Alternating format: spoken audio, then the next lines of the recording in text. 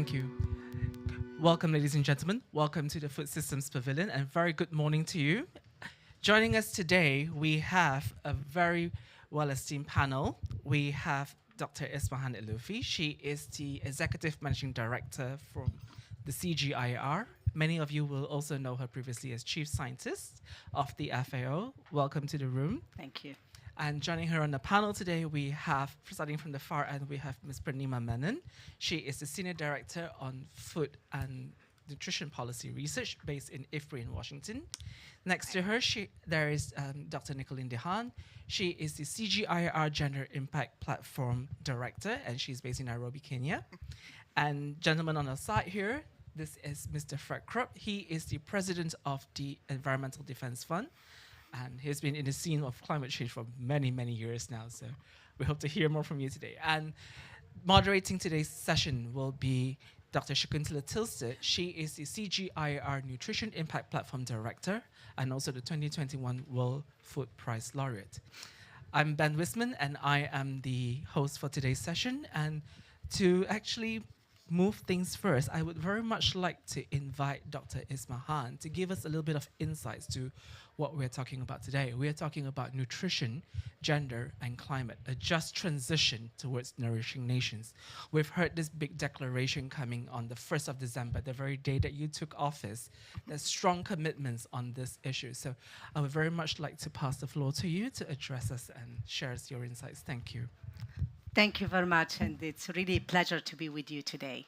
I think as a newcomer to the CGR, but as a kid of the CGR, because I did my PhD and work with the CGR, it's really good to see science center and front in the debate around climate and agri-food system transformation, including the gender and nutrition components, which are extremely important.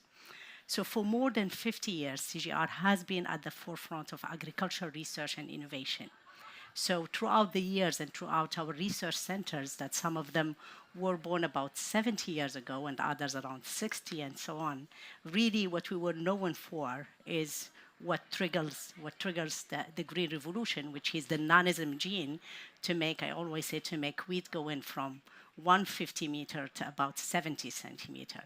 And that's single gene that got us to go to much shorter crops, triggered really the Green Revolution, whereby we saved more than 1 billion people across the globe. Since then, our work on modern crop variety have been linked to 30% reduction in infant mortality across the developing world, averting between 3 to 6 million infant deaths every year. We should be really very proud of that. If we're able really to save 3 to 6 million kids every year, and if we can get that number to become 300 million, 600 million per year, then we will say we have achieved it. As Bill Gates has said in recent days, our innovations are up there with vaccines in terms of the number of lives saved. So people might know vaccines more than crop varieties with vitamin A or with zinc or with iron, but in terms of number and impact, we are as impactful as vaccines. But today, the world is very different. We face a more complex and interlinked set of challenges.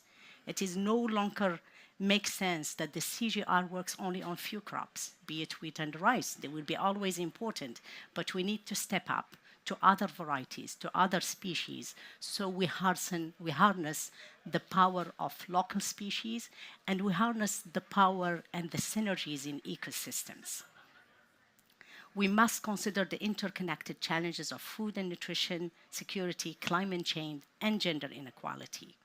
By now, we probably all know the alarming statistics on hunger. So we have more than 780 million people that still go to bed hungry. The challenge around nutrition and gender inequalities are equally urgent. So as we are talking about hunger, we should keep talking about also inequality in gender and nutrition. Climate change is reducing the nutritional value of some crop by as much as 10%. One of the most alarming paper I have seen myself in the last 5 years, it's a paper in Nature that shows that the same seed, if we seeded about 30 years ago versus today, we will have less nutrition. It is mostly linked to carbon concentration in the air. So it's very alarming to know that we have bigger challenges, but with the same seeds that we have maintained, we can't produce as much as only 30 years ago because of the changes in the environment. Around 45% of deaths among children under 5 of age are linked to undernutrition, and these occur mostly in low and middle income countries. Instead of improving the gender gap and the gender gap in food security increased significantly between 2018 and 2021.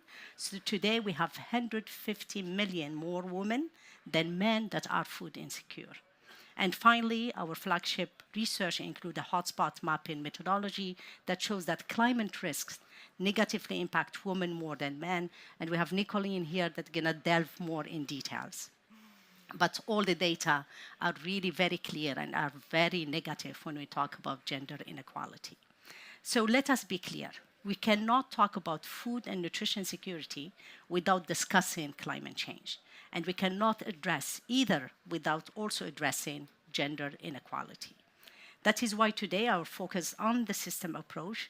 In addition to producing more food, we need that food to be more nutritious, we need it to be sustainable, we need to be inclusive, and we need it to be equitable. CGR is pioneering gender, and nutrition-sensitive approaches are essential for climate-resilient agri-food system.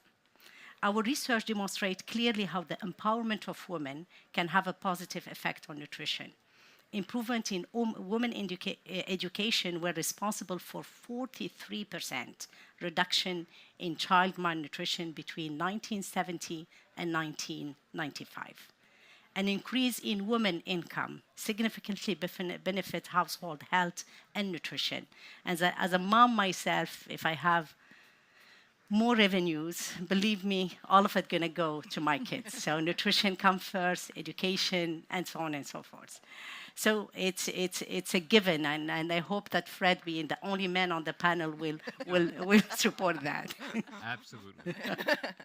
So the evidence is equally clear that women can and must play leading roles in addressing climate change. Women can be a powerful agent of change when they are empowered with access to resources and information. For example, again, it is proven that women are more likely to adopt climate-smart agriculture on the farm where given opportunity and decision-making power. But for many women around the world, this is very challenging. Inequalities in the agri-food system make it hard for them to engage.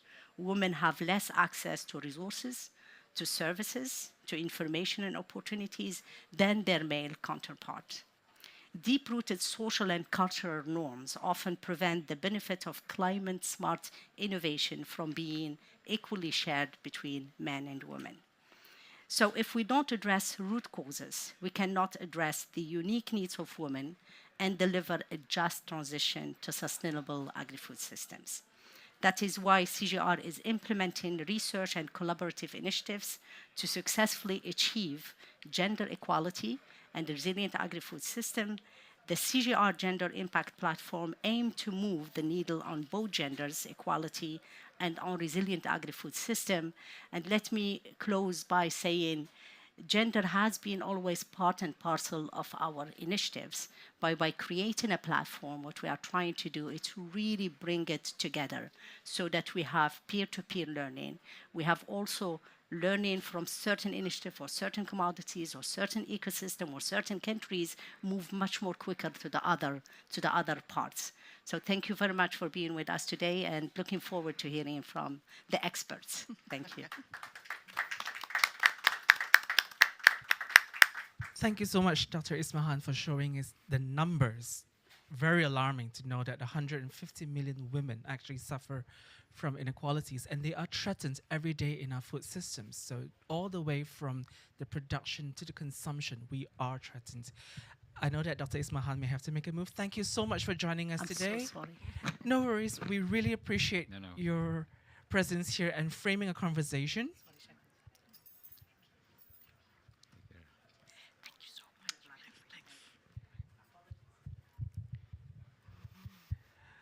With that framing, we will now move to the plenary session. As Dr. Ismahan had just said, we will delve deeper into the conversation. We will want to see the linkages, we want to see the synergies, but not just that, we also want to know the opportunities that we can to better link gender, women, youth, and nutrition in our food systems, especially in the face of climate change. And with that, I'd like to pass this session over to Dr. Shakuntala Tilstead, the director of the Nutrition Impact Platform. She's our lead in the discourse on nutrition, and I will pass it into her safe hands. Over to you, Dr. Shakuntala. Thank you so much, Ben. And I'm happy we're off on a good start here. And as Ben says, the keywords we are using for the session, nutrition sensitive, gender, and climate, are so very important for where we stand today.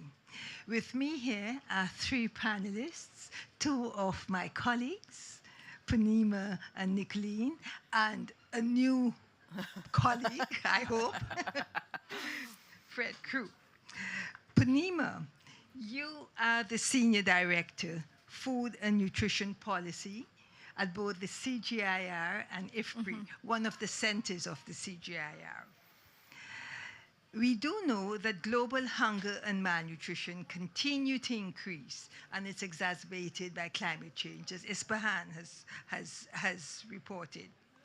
The UAE presidency recognizes the linkages of food systems and climate change, and has taken proactive steps to strengthen this narrative in the negotiations in these 2 weeks here at COP28. Drawing on your work and experience and your vast research within this field, how can we use science and evidence to better inform government and policymakers on developing climate mitigation approaches for building resilient food systems and improved nutrition, and especially for vulnerable communities? Panima, over to you. Thank you, Shakuntala. That's an incredible set of questions, so we'll just have to break it down, one by one, okay? So let me first start with, what do we expect are the impacts of climate change on the poor and the vulnerable, and in particular, women, right? So let's start there, because I think that's what we want to think about when we begin to think about strategies for mitigation of those impacts. So, over the evidence that's accumulating tells us, as Ismahan has also mentioned, that women and children end up being, and the poor and those living in challenging geographic circumstances end up being the most affected by climate change, right? But what exactly do those effects look like? They look like, households becoming more food insecure. They look like women in those households becoming more food insecure and having poorer diets. They look like, children having poorer diets. They look like households losing livelihoods. And so I think, I think when we talk about food and food systems, the first set of impacts that people talk about often are that farmers lose crops, right? But I think when we start thinking about the poor and the vulnerable, you think beyond farmers, and you realize that there's this whole set of impacts on the poor and vulnerable that go beyond the loss of crops. And we need to think about the final impacts on households and families. And I was, for example, quite heartened by the recognition of what I think is one of our very powerful tools for mitigation of the impacts of climate change in the declaration, and that's the role of safety nets. It's a huge tool in the hands of governments around the world, often with existing infrastructures to deploy that tool up and down in times of crisis. And we saw it really play out in the context of COVID. We saw that governments that had social safety net architectures and institutional setups in place were able to respond very quickly to the crisis of COVID in particular. And in countries where governments have those in place, they're also able to respond in the context of natural disasters and these other types of impacts of climate change. And I'm really proud to say that social safety nets in the context of crises, but also in the context of just what we know to be social vulnerabilities, whether or not you have a climate crisis, there are critical social vulnerabilities of gender inclusion and poverty that these tools, these policy tools, have been deployed very successfully for. And I think we need to really lean in on understanding that intersect, between these available tools. In many cases, the safety nets are also using and linking with local agriculture and local food systems. So I think there's this real critical interconnectedness, and I was so pleased to see that being articulated in the UAE declaration. I think we need to see that play forward in terms of how the available financing that's going to be available for climate change mitigation is deployed to protect the poor and vulnerable, because this is a tool that's in our hands today. It is not a tool that requires the development, for example, of new varieties of crops. It's in our hands today. It's deployable today if there's a crisis. I think the other point that I wanted to make around gender is that what we've learned through the research in the context of the CGIAR, and what we're continuing to learn through some of our big research initiatives, is that these types of tools are most effective for outcomes such as nutrition, when they're deployed right into the hands of women, and when they're accompanied with a few additional strategies that, for example, include community engagement around nutrition, include behavior change, and include group-based support mechanisms. So I think we have a whole lot of evidence on the critical role of what I think is a very powerful tool for mitigating the impacts of climate change on the poor, that's readily deployable, and that we have evidence around. So I do want to focus, on that potential in addition to our investments in, agricultural technology, et cetera. And the last, very quick point I want to make is that it particularly hits the huge challenge we have with the affordability of healthy diets. 3 billion people today cannot afford healthy and nutritious diets. And we have to look at the tools that are available in our hands to deliver on that particular impact in terms of the affordability and the quality of diets, because that changes so fast in the context of a crisis. It's about the first thing that changes is the quality of people's diets. And so really looking at the tools that we have in hand to deploy quickly, to deploy directly into the hands of women, to accompany with just a few other complementary interventions, the impacts and the potential for impact on that is just really very powerful. So I'm really looking to see more of that come through. Thank you so much, Panima. And it's so good to hear you mention the importance of safety nets. And if we all remember at COVID, another government program that was brought forward by many was the role that school feeding. Exactly. Another huge safety net, a really. Very huge safety net. So it's good to know that that these solutions are in the hands of government. So we who work outside of government should try to empower government, give them the science and the evidence that they can then use to make sure that the programs that they put in place really serve the poor and the vulnerable. Thank you so much, Panima. Now over to Nicolene. Nicolene, you've worked so many years with agriculture, and you've worked so many years with gender. I'd like to ask you that we do know that women play diverse roles in food systems, and we, the CGIAR, have embraced the food systems approach and the multiple entry points that you have in food systems. Women also face multiple barriers in accessing nutritious foods, as Punima explained: credit, technologies, and investments. How do we ensure that the rights, the needs, and the voices of women are taken into consideration in the food systems transformation and in the face of climate change? Thanks, and thanks for putting me on this panel, and I appreciate the opportunity to talk about this issue. I like the fact that you start with rights, because I think that's one of those higher up ones that we never talk about. We always talk about give women access, let them have more education, all these things, which if you think about it, what are we trying to do? We're trying to fix the women. We're not trying to fix the system. And so that's one of the things I would like to push is, can we actually fix the system? And one of the reasons I say that as well is because we have a lot of research showing that we're not moving ahead. We're not changing the way women can actually be productive members of agriculture. So I think this is where we really need to start. We just finished a whole report with FAO called The Status of Women in Agri-Food Systems that we contributed 7 background papers to. And this was supposed to be, 10 years after we had done the state of food and agriculture, and where we had a special issue on women's equality, the gender productivity gap. And we haven't changed in 10 years.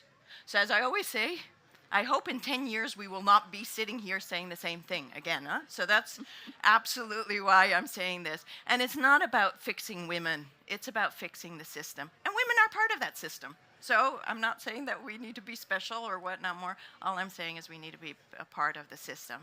So how do we go about doing that? And that's not easy. I mean, if it was easy, we would have done it already, right? I mean, so one of the main reasons, that one of the ways we can do it is actually more research. And I know that sounds a little bit like, again, more research. But if you look at it, the limited amount of investments that we've actually done in understanding the whole system transformation, and then when we talk about system transformation, to what? Mm-hmm. And what the women's voice in that is, have we actually asked where women want their system to be? We probably haven't. So that's one of those things I think that we need. We need more research. We need more data, because we still don't have good gender disaggregated data. So we still can't really figure out, are we moving the needle? So that's 2 things. The third thing I think is important is decision making. And we talked about that going back to your rights. Can we actually get women more into decision making? And I think that's where I mentioned COVID. This is not directly an agriculture example, but I still think about this every time. COVID, schools shut down, and everybody was like, oh, schools shut down. Who was the most impacted by that? Women, because the children went home. The children all of a sudden had to be taken care of. Probably if there had been a woman making that decision whether schools shut down, there probably would have been a different decision making. And that would have changed things. So let's put women at the beginning, not at the end of what we say. So I think those are some of the things when we talk about real changing and real making a difference, giving women their rights, giving women the opportunity to be part of the system, and not expecting us to just fix the women, but fix the system. That's what I would argue for. And I think then you will see that across the board, nutrition will improve, and we might not need safety nets as much either. So I think that's where I go for. So one last thing. I did want to move back again to what Ismahan said. I have been also saying that, we had a green revolution, increased productivity. Science worked there. So I'm asking for a new revolution where we put women as part of that revolution so that we actually move the whole food transformation to what we all want. So, yeah. Thank you so much, Espahan. Panima, last night you, Ben, and I were talking about the negotiations and who is sitting at the table. Perhaps one of the metrics you should be using also is how many women are sitting at the table and where do they come from? Which countries do they come from? There were a lot of women in those negotiation rooms, which is great. Which is good. Who they represent. But having said that, the negotiations at the moment, the gender negotiations have collapsed, which is very sad. So I think we need to start figuring that one out, for instance. So, yeah. Fred, I'd like to move to you. You have been engaged in impressive climate change actions for the past 3 decades. And this year, the UAE presidency is committed to better integration of food systems and climate change. How can we leverage on this commitment and influence international and national investments to ensure that actions in climate change are just and equitable while nourishing all people, including the poor and vulnerable? Well, thank you, and thank you for the opportunity to have this conversation, which is super important. And it's so amazing. This is the 28th COP, and the first COP where food has been this integrated. What took so long? How could this have happened? We start the world before the effects of climate change became so visible and so exacerbated. And unfortunately, we look forward to a world where that trend line continues and they get worse before they get better. And even before all these effects, we had unacceptable inequity, hunger, and so now we add on top of that more droughts that affect farmers, the depletion of groundwater, because in many areas we need to take more out faster to keep the crops. We have fish migrating in the northern hemisphere to the north, in the southern hemisphere to the cooler waters in the south, so we're losing fish populations when we have 1 billion people in the world dependent on it. The whole dairy industry, depending on the availability of water, dairy farmers in Morocco that can't farm anymore because there's not water for their cows. I was in Kenya a few weeks ago, massive loss of both wild animals and livestock because of the lack of water. What can I say that's hopeful? Maybe what's hopeful is that necessity is the mother of invention. And finally, we are being forced. At COP28, the realities of the world have created the necessity for food to be finally integrated in the climate conversation. And to me, where we started this conversation, the necessity for holistic thinking is exactly where we need to go. And that's why my colleagues, the Environmental Defense Fund, have taught me that we need to focus on the things that are triple wins. What are the climate solutions that produce more higher quality food and improve the livelihoods of the people who are creating that food, the farmers, the fishers, and also at the same time reduce the negative externalities, the greenhouse gases that come from the production of that food that are only going to exacerbate these problems. That triple win, we should while we're having this holistic discussion and trying to solve several things at once, we should focus like a laser on what are the small number of things that we can think of today, and as we're more creative, the larger number of things we can think of tomorrow that solve for all three at the same time. And, that, I think there are things like that. I think in the livestock area, it turns out, depending on what you feed a cow and how you mix the grain,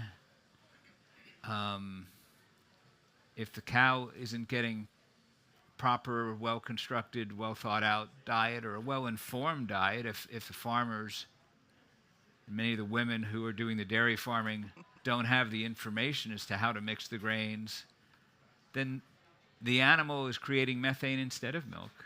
And that's why we have cows creating 5 liters of milk today in Africa, whereas in other places, 35 liters, or much more productive cows, much less methane per liter of milk. That's just one example. These are the things we've had a lot of talk from the beginning in all these COPs about 2050, and we definitely need research, more research, and the breakthroughs on rice that Sagar has been focused on are a great example. We have to do those things for the 2030s. But I'm super keenly interested in what can we do for next year and the year after. And I agree that safety nets need to be a big part of that, and there's an enormous role of government, especially in times of crisis, but even in times of chronic poverty. At the same time, what you said, I so agree with. Governments have their limitations, and if we can fix the systems, that is where the sustainable answers come from. And I think we fix the systems by focusing again on those triple wins. I was very heartened that 135 nations signed on to the UAE declaration on food. And so I hope this is the beginning of a conversation. I think about when you teach a child, or even when I learned how to ride a bicycle, there's only so slowly you can ride before the bicycle falls over. You have to keep the speed up and the momentum. That's kind of lesson number one. I like it. And I hope now, as we're learning to integrate the food system into the climate conversation, together we can think about how to keep the conversation going and showing enough progress and enough triple wins that people want to and see the importance of and see the productivity of continuing to have this conversation as part of the climate agenda. That's where I'll Thank you so much, Fred.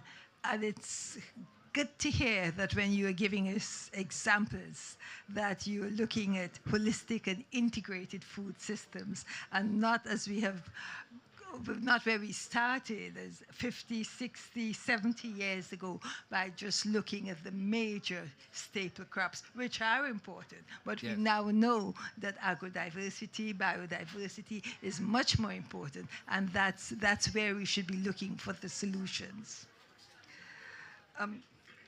I'd like to start with you, Fred.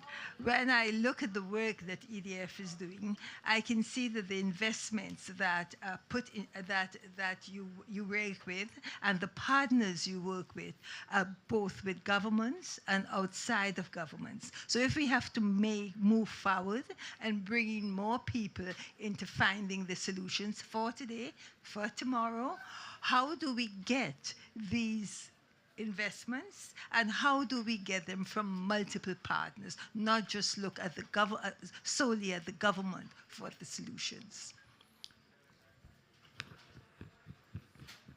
You know, all you need to do is open your eyes and see that so many places are in terrible shape in this world. And I think about, well, what are the root causes of that? And to me, one of the root causes is an extreme lack of empathy and people not talking to each other and really understanding each other. And so I'll give an example from yesterday where Dr. Sultan was able to announce, 50 oil companies representing 40% of the oil industry in the world agreeing to make climate progress by reducing their methane emissions. And it was very counterintuitive that an environmental group like mine would talk to oil companies. It's so much more comfortable just to talk among ourselves.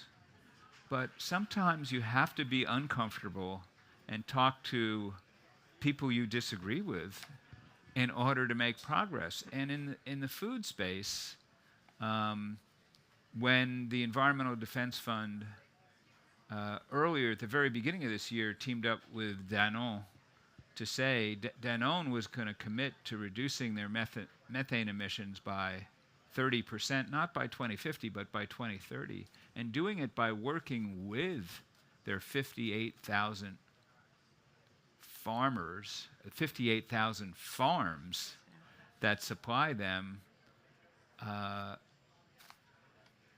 Some people found it counterintuitive that an environmental group would work with a company, the supply chain of which produces so much methane, but how do we move the world without talking to each other? And so one of the things we know is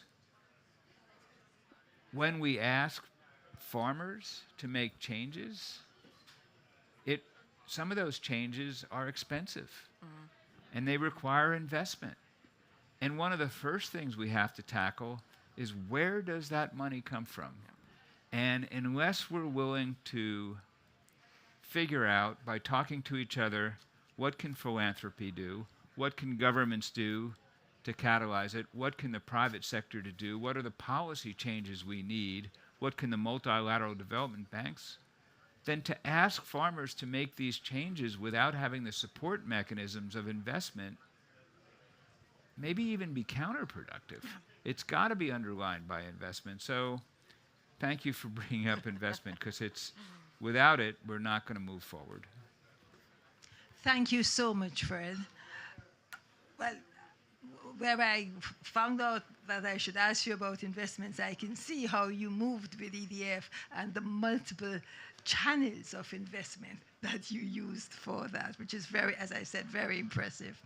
But Nima, I would like to ask you, you work a lot with, and rightly so, proud of the research that you and your team do and the science that you do, and then using these to inform policy decisions and policy makers.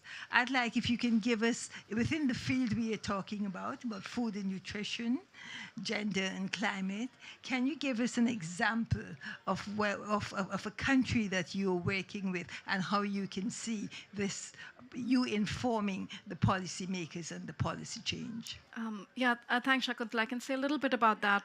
Maybe I'll use the example of India, but really dial back and say, it has been very much more about supporting policy communities with evidence. That's what I see our role as, precisely for the reasons that you mentioned, that change doesn't happen without a lot of people coming together and getting to tipping point. And so, the way that I think about it is that we have to get a lot of people to agree that a problem that we think is a problem is also a salient problem for them.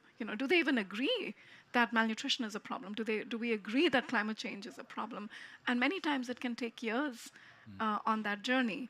Do we all agree on the drivers of that problem? Do we agree, for example, in the context of childhood stunting, and that's been a big focus of our work, that that poverty is a driver, that women's education is a driver, that health and nutrition programs and the reach of those programs is a driver. And then because if we agree on the drivers, I feel like it allows people to align on the solutions, because each solution at some level is hitting a different driver of the same problem. And so when I think about the work that we've done, to some extent in India, quite a lot in Bangladesh, and we've been expanding and connecting the dots a little bit in the region. I feel like the role of researchers is to serve entire policy communities, not necessarily individual policy makers, because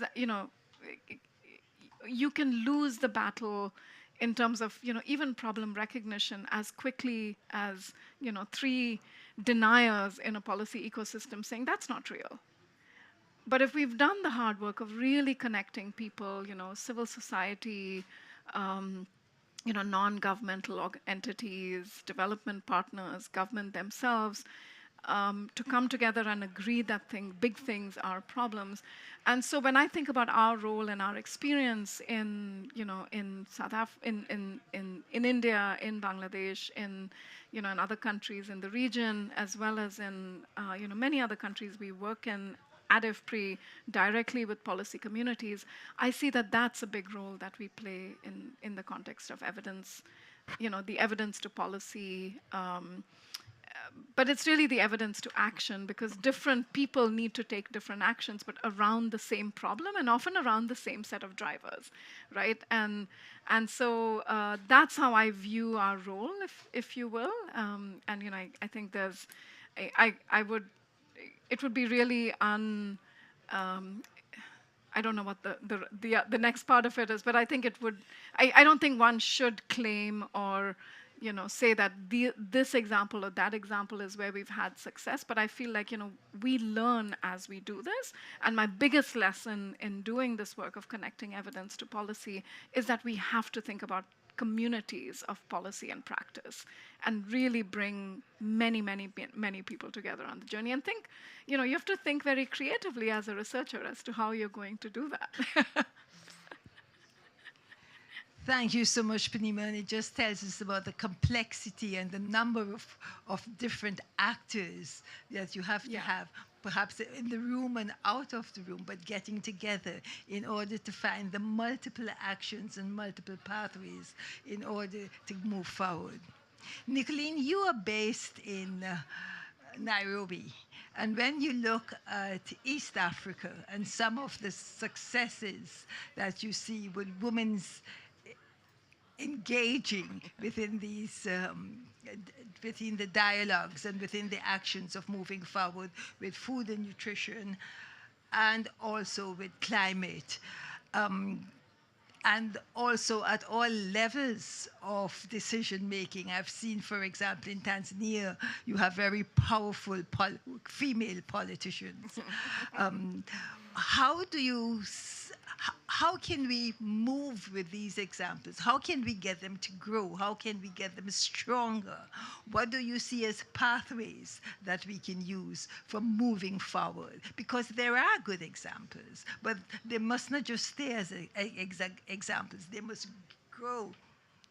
I agree, and I think it's an interesting point you make because interestingly enough, we did see the Tanzanian president yesterday here. So, no, I think one of the big things I think that we need to think about is we shouldn't be an exception. We're all part of the system, and we need to all listen to each other. So I really appreciate those comments about, you know, it's a multi-level, multi-understanding of each other as we move forward. I mean, and it's partly that respect of each other that we all have something to contribute to the system. I think that's one of those things.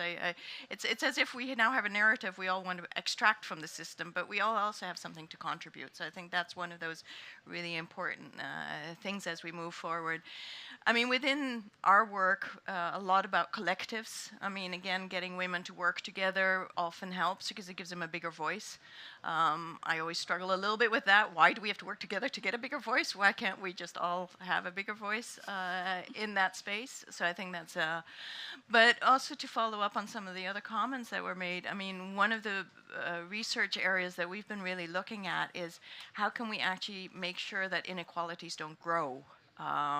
So because with climate change, they are going to grow. So how are we going to stop that? And so what we've been working on quite a lot is actually layering women in agriculture, another level of climate change, and then, you know, the inequalities in countries to sort of try to map out which countries do have more problems. And then within that, where are some areas that are just going to get worse if we don't watch out, so that we can stop it now. And we're now at the second phase where we're actually looking at some of the solutions. And I'm very curious also, like you, what that research will show. But we do have noticed already that, again, collectives are important in that space. Giving women actually access to the technologies is also important. So I think those are some of those areas. But I also, and I know I'm very counterintuitive like you, I also think, you know, the whole thing about saying that we need more women in spaces, yes, that's important. But we also need more research on that dynamic between men and women. So just because you have a woman in a board doesn't mean she's going to support all women and do everything for all women. We really need to understand those dynamics. And let me just move on to some quick other subject area. So we are also looking more and more at youth. How do we include youth? Because that's also one of those areas that I think is important. And again, there we also notice that, you know, how do you actually include them in a real way? Because we do a lot on youth saying, you know, we give them incubators, you know, and whatnot more. What about the real theory behind youth? I mean, and really understanding youth as a real group, and how do we move that forward? So we're learning a lot from what we've learned from gender as well. Again, with youth, I mean, we had a young man tell us in one of our sessions about 2 years ago, but I keep on remembering it. You don't need to make agriculture sexy for us. Just make it profitable. And I mean, I think that's one of those things that, you know, we need to get back to that as well. How do we actually do that in a real way as well? And again, that's partly fixing the system. Thank you so much, Nicolene, and thanks to all my three panelists for this really lively and important and multiple faceted discussion. We know we are not in an easy space, but I'm hopeful, Fred. You know, there's a difference between hope and optimism. Optimism is a prediction. It's all going to be okay. We can go out and, you know, have a glass of beer or wine or whatever. Hope is a verb with its sleeves rolled up. Thank you so much. And now I'd like to pass over the mic to members from Yeah, okay. Thank you very much. My name is Mwatima Juma, and I'm from Tanzania, and I'm from Zanzibar, and I'm a farmer. And I realized that, and I have an age enough to know where we have been through and what we need to see that changes, and where when we make a lot of noise about women and shouting everywhere and keep the numbers up, and then realizing there is only one man in that group of 20 women, and that's the one man who is making the decision, but that group get a tick, is a gender sensitive group. I just want to go back to the lady who's talking about CGIAR. The situation that we are in now is nobody to be blamed, but it is coming from the influence from CGIAR at that time in the 60s and 70s, when we were pointing out we are going to go in a hunger and forgetting about the nutrition and start pushing the research into the varieties that are highly productive. And now more and more we get the result, and we are told you are eating more poison and less nutrient, your wheat has less zinc compared to the aluminium, and you are poisoning yourself. So what is the balance between getting more to feed all these people and into that? But when the CGIAR has been coming into our countries, they are the voice. They were powerful. They have money.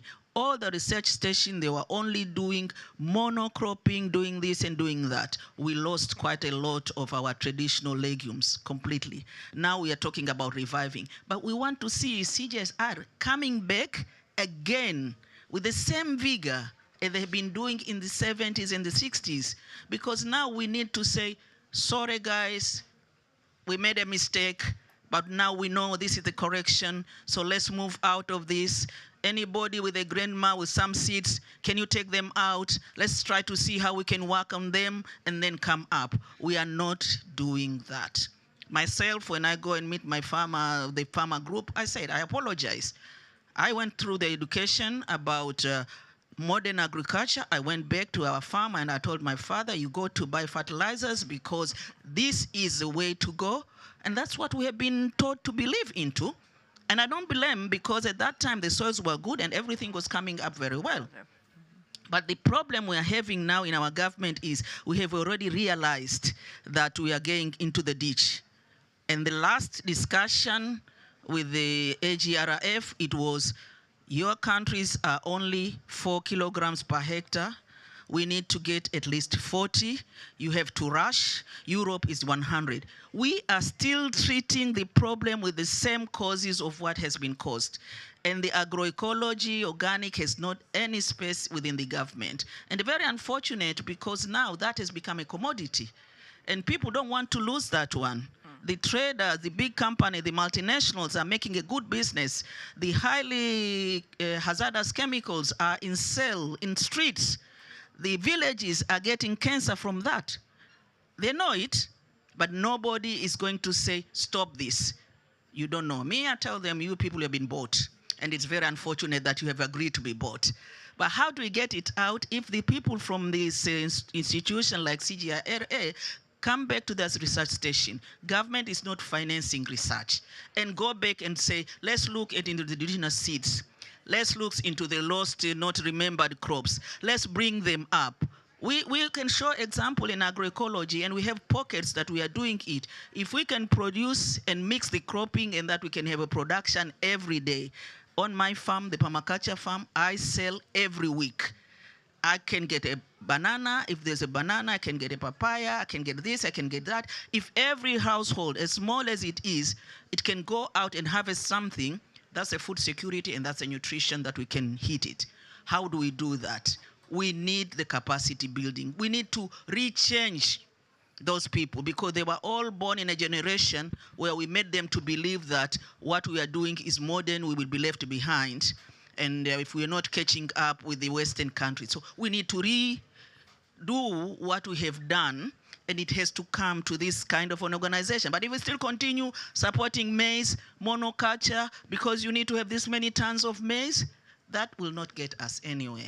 Thank you very much. Thank you for that comment. Before I actually pass back to the floor, there is another comment right here, so we'll take that first. Thank you. it really builds on your points. My name is Priscilla Satie. I'm a First Nations woman from Canada, and in a country like Canada, we are, food stressed in a very powerful nation, and La Via Campesina is not here. And, this is an international organization primarily led by women who have chosen to not come here because have not felt like solutions are coming forth. But yesterday in the youth caucus of the Indigenous Forum, we heard the youth talk about what is happening to desecration of land through the clear cuts, through the Western development methods that are totally undermining the food sources in communities throughout the globe. And, Green Revolution did not work for us. So we are part of a pushback solution, but I'm also an academic with a very powerful College of Agriculture where I work, and it's really important for us to be talking together and to share solutions. So I want to say thank you for all of your presentations, because I think they really are, solutions. But like the sister said, we really need to talk, and the voices of Indigenous peoples throughout the globe are really important, because we were the original developers, India, Pakistan, that developed these wonderful foods that were somehow, absconded with by Western nations. And so, let's talk. But let's move beyond talk, because climate change, which we're here to talk about too, is really kicking us badly, and we've only seen the beginning of it. So, I thought we'd be further ahead in my generation, but here I am, an old woman, and we're still talking about it. So thank you for some really provocative, ideas.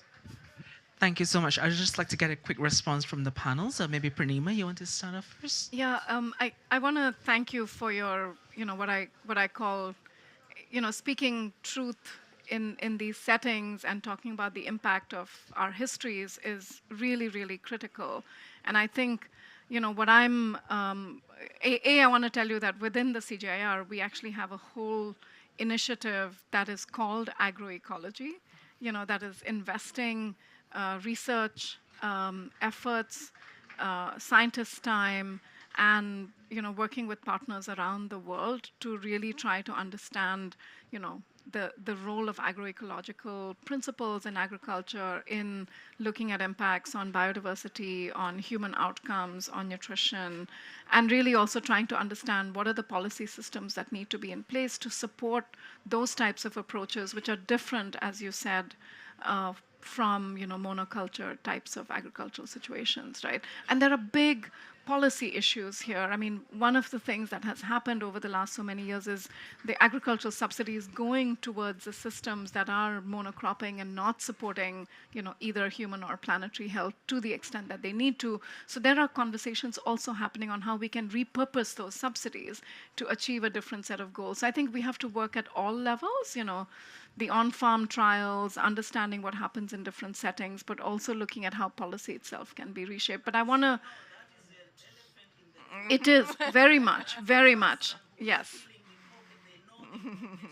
The subsidies, very much. And so, but I want to assure you that we, as researchers and people who interface with, people at all levels in many ways through this chain from farm to policy, are looking at, precisely all of these issues. But I want to thank you for, I think, what were some very powerful, statements. And questions to us. Yeah. Fixing the system. I mean, that's what we're talking about. And I love that we are having this conversation. And then thanks also for pointing out that we need to be in that uncomfortable space. We are actually looking at research also at how you actually, so we have 5 impact areas that we want to work towards as a CGIAR. And so one is gender. The other one is environment. And Cargill, my colleague, is here who's in charge of that. And then we have poverty. We're trying to deal with poverty. We have nutrition, which is also here. And so, and then climate change overall. But it's not easy because there are trade-offs. There are trade-offs there, and so we really need to start understanding what those costs of those trade-offs are, because everybody says we want it to be sustainable, equitable. What does that actually mean? And how do we transform a system that we're all okay with? We'll not all be happy every moment, but at least okay with, and acknowledging where we come from and understanding that we do need to build on a better system than we have, because this is not working at the moment. So, yeah. But if you can see a system in Europe, in US, whereby they recognize and they put a subsidy to support people, farmers moving to transition, and when you see a system in our country where they don't even want to hear about that, where the what we call the key performance indicators for their workers down in the village level is how many farmers have used the bags of urea that you have kept there. This is counter-interactive, and that is where I see if we have a powerful people from CGIAR and talk to the ministers and say, ministers, give a little bit of a space. And that's what we have been shouting all this time. Give us a space. We don't say remove the chemicals tomorrow. We say give a space to those people who can get a comparative advantage for that space. And there are so many at the bottom of the pyramid. You do your subsidy, it goes really biased. Those smallholder farmers are getting 2 kilos, half a kilos. They are just poisoning. It's not even effective. Their soil has not even been tested. But their system now, Andhra Pradesh has shown us how it has been done. So why are we not being able to push that agenda where it has been working and say, let's try to do this in our areas? So that is where, for me, I find it very difficult in terms of fixing the system, whereby the holders of the system are the corrupt multinational guys who have a bigger company, they have a bigger money. If you tell them people will live without having to put any NPK, their legume cropping is enough, they turn pink because they know they are going to lose their market. But how do we get that message out is from us, not to shut down that. What has caused us to be where we are is those chemicals input that we have pushed them into our lands. We see deterioration in all those fertile areas in Iringa, in Njombe. They're going down. What is happening now? The acidity is high. And what we are doing, we are not fixing the acidity with compost. We are telling them lime. So now we are busy mining lime and distributing lime. It's another line of a business. So, you guys, you can help us. We're doing our best. Thank you so much. In the interest of time, I would still like to open last remark by Fred. So Fred, 30 seconds from you if you can. Yeah, 30 seconds. I would say that we started out talking about the need for holistic thinking and systems thinking, and this conversation has illustrated again how important it is that you empower women and youth and stakeholders. Unless you're talking to each other and learning from each other, you're not doing it. And the last thing I would say is, in the old days, many organizations would have a chief strategic officer being the smart person that would impose the strategy on everybody else in the company and their customers. The new days, I've seen an emerging trend foundation trying to change the world. They have a chief ecosystem officer. What is it going to take to get all the people in the system talking to each other? And that sort of stewardship is the way I think we move forward. Thank you so much, Fred. With that, we will now close the panel discussion. A round of applause for our panelists. Please carry this conversation outside. Please spend some time to talk to them and really have your voices heard. Yeah. Good. Influence her. So, yeah. Now, just before we end the session, I'd just like to invite you to watch a short video to also introduce you to the work of the Nutrition Impact Platform from the CGIAR. Thank you so much.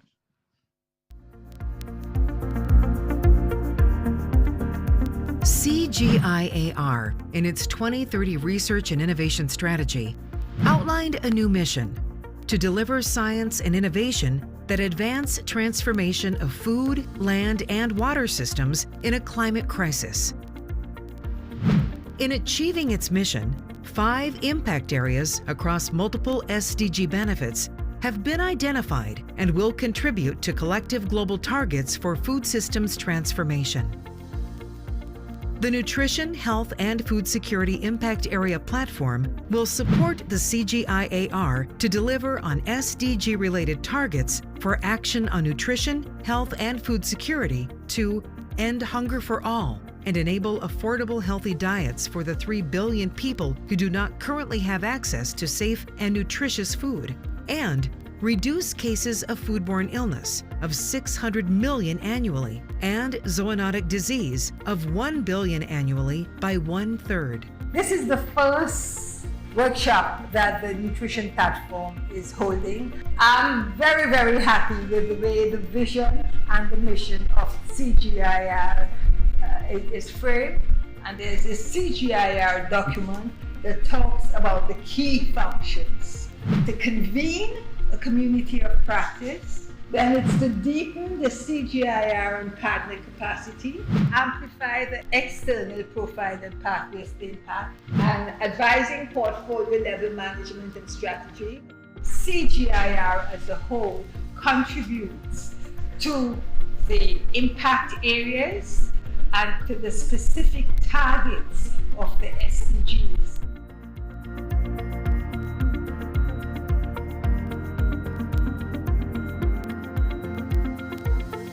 The Nutrition Impact Platform will build and link nutrition and health capabilities, support portfolio planning and management, ensure strong linkages and align with public health, and support global, regional, and national efforts for impacts at scale. Together, we can build a world where everyone has access to diverse, nutritious, safe, and sustainable diets. We want a future where our people and planet are well-nourished, leaving no one behind. Our fragile food systems, exacerbated by climate change and multiple shocks, pose significant threat to human and planetary health. Vulnerable groups such as women, infants and young children, youth and indigenous peoples are displaced when we fail to transform our food systems. Nutrition-sensitive approaches, adopted across the work of CGIAR and partners, are paramount in achieving our aspirations for diverse, nutritious, resilient, and inclusive food systems. Through our concerted efforts, we can anticipate a future where people and planet is food and nutritionally secure and well-nourished. In setting up this community of practice with you, we have a lot of power to do good and to move forward.